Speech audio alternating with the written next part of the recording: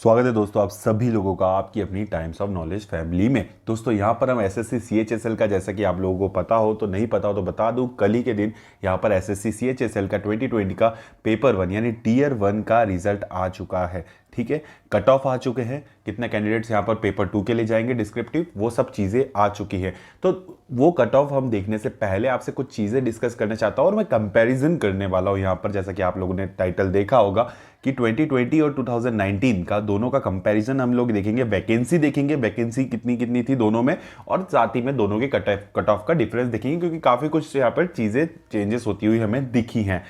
तो थोड़ा डिस्कशन यहाँ पे कर लेता हूँ, तो एंड तक सुनिएगा ज़रूर, हो सकता है कि कुछ चीज़ें आपको ठीक लगे। तो चलिए सबसे पहले हम वैकेंसी देखते हैं यहाँ पर। तो 2020 और 2019 का कंपैरिजन कर आपके सामने वैकेंसी का दिख रहा होगा। देखिए 2020 में यहाँ पर जितनी वैकेंसी यहाँ पर आई है वो आपके सामने दिखा दूँ तो 2020 में यहाँ पर आई है 4726। ठीक है, डीईओ जो कि 2019 में नहीं था, वो डाटा एंट्री ऑपरेटर, वो इसमें इंक्लूड हो चुका है। बाकी जेपीए, जेएसए, पीए और एसए, ठीक है, ये वाली वही वैकेंसीज है जो हर बार आती हैं। तो यहाँ पर सबकी मिलाकर यहाँ पर 4726 वैकेंसी 2020 के लिए यहाँ पर निकली थी। अब यहाँ पर 2019 की बात है तो देखिए 2020 की टेंटेटिव है, कुछ थोड़ा बहुत चेंजेस यहाँ पे हो सकता है फाइनल में। 2019 की जो दिखा है वो उसमें आपके सामने है 4755 वैकेंसी थी। इसमें डीईओ नहीं था, जैसा मैं बता चुका हूं। जेएसए, जेपीए, पीए और एसए की वैकेंसी उसी तरह थी। तो दोनों में कंपैरिजन आपने देख लिया, लगभग सिमिलर काइंड ऑफ वैकेंसी है, कुछ ज्यादा अंतर नहीं है, कुछ वैकेंसीज का यहाँ पे फर्क था।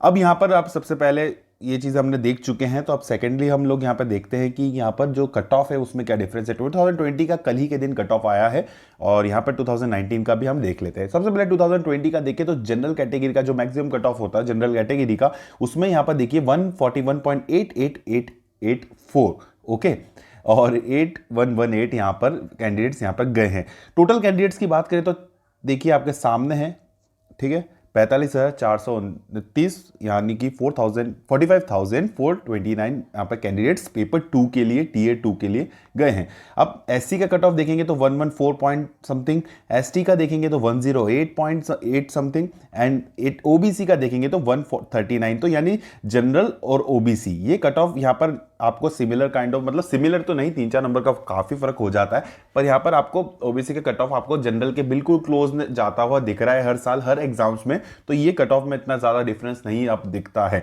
ओके, अब यहाँ पर ईडब्ल्यूएस का देखेंगे तो देखिए ईडब्ल्यूएस का कितना डिफरेंस है। ईडब्ल्यूएस का 117, यानी कि ईडब्ल्यूएस जो है लगभग यहाँ पर एससी के बराबर, एससी के आसपास ईडब्ल्यूएस का यहाँ कट ऑफ आया और काफी कम कट ऑफ आया है कंपैरिजन में। आप जस्ट नीचे यहाँ पर देखिए ईडब्ल्यूएस, यहाँ पर देखिए, यहाँ पर कट ऑफ देखिए ईडब्ल्यूएस का 149 है, जनरल का 159 पॉइंट है, और यहाँ पर ओबीसी का देखेंगे 156 पॉइंट है। यानी कि जनरल, फिर ओबीसी, फिर ईडब्ल्यूएस था, फिर बाकी यहाँ पर एससी एसटी के कट ऑफ, मतलब इस टाइप से यहाँ पर डिफरेंस था। पर देखिए यहाँ पर ईडब्ल्यूएस का 2020 के लिए ईडब्ल्यूएस का कट ऑफ यहाँ पर देखिए कितना कम है। कैंडिडेट यहाँ पे 8,302 है, यहाँ कैंडिडेट देखेंगे तो 7,074 है। अब एक चीज और है यहाँ पर, आपने जैसा कि वैकेंसी में यहाँ पर दिखाया मैंने आपको, वैकेंसी में आप देखेंगे तो वैकेंसी में यहाँ ईडब्ल्यूएस की वैकेंसी देखिए टोटल यहाँ पर 612 थी। अब यहाँ पर आप ईडब्ल्यूएस की वैकेंसी देखेंगे तो टोटल यहाँ पर कितनी है, यहाँ पर ईडब्ल्यूएस की वैकेंसी 367 वैकेंसी है, ठीक है, और यहाँ पर 104 है, 107 सॉरी, तो टोटल हो गई यहाँ पर 474 वैकेंसीज। ठीक है, यहाँ जनरल की देखेंगे 2180, यहाँ जनरल की है 2330, यहाँ पर ओबीसी की देखेंगे 872, यहाँ पर ओबीसी की देखेंगे 1002। तो इस तरह से एसटी की यहाँ पर देखेंगे तो यहाँ पर एससी की 750 और यहाँ 632, यहाँ पर आपका 2020 में 312 आपकी एसटी की है और 317 लगभग सिमिलर यहाँ पर इनकी है। बाकी यहाँ पर अदर वाली सारी वैकेंसीज यहाँ पर शो मेंशन्ड है। तो यहाँ पर ईडब्ल्यूएस की वैकेंसी में इतना खासा फर्क नहीं था, थोड़ा बहुत फर्क यहाँ पर देखा था, बट यहाँ पर कट ऑफ देखिए।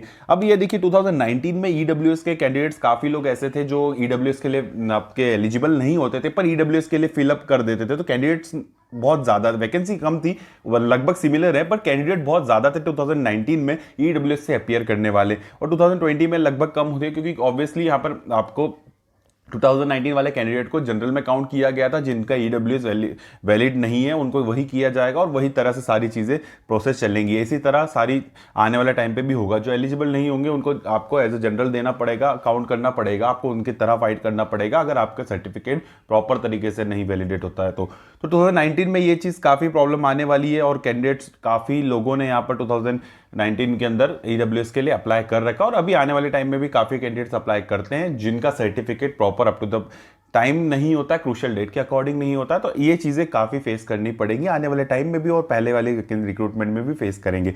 तो ये फर्क तो काफ़ी आएगा। अब यहाँ पर ईडब्ल्यूएस की आपको डिफरेंस दिख रहा है 117 और यहाँ पर ईडब्ल्यूएस देखेंगे आप 149, तो काफ़ी डिफरेंस यहाँ पर हो जाता है। अब कुछ लोग कहते हैं वैकेंसी के वाइज भी कंपेरिजन करा जाए तो वैकेंसी ये देखिए, वैकेंसी से डिपेंड आपके सामने मैंने दोनों कंपेरिजन दिखाए। वैकेंसी जो है दोनों ईयर की लगभग बराबर है और यहाँ पर कट ऑफ आप देखेंगे तो कट ऑफ आपको दोनों में कितना फर्क आपको दिख रहा होगा ओवरऑल सारी में। ईडब्ल्यूएस में तो काफी फर्क है बट आप जनरल से भी सब चीज देखेंगे कट ऑफ कम होता हुआ भी दिखा है। तो ये वैकेंसी पे डिपेंड इतना नहीं करता है, डिपेंड मेनली कट ऑफ करता है। देखिए कट ऑफ जो एक्सपेक्टेड बता देते हैं वैकेंसी को देख के या चीज़ों को देख के, तो वो बिल्कुल ही मैं समझता हूँ नहीं है। 100-200 लोगों की भी अगर आप उनका सर्वे करेंगे तो भी आप 1000-2000 का भी करेंगे तो भी आप कंपेयर नहीं कर सकते, एक्सपेक्टेड नहीं बता सकते।